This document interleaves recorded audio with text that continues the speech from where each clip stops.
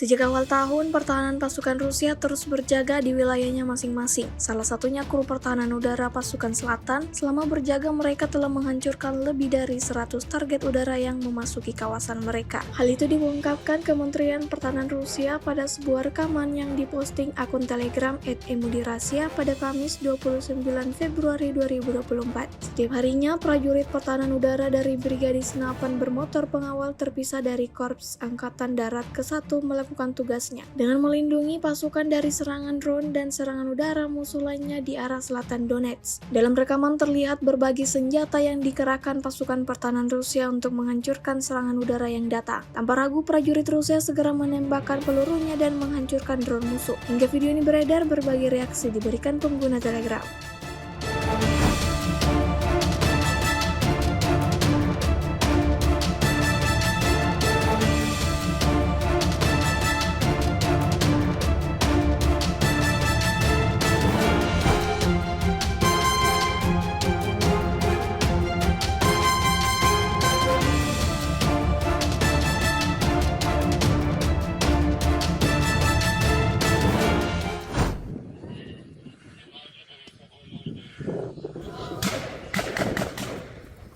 Yes, padre, shot, yes.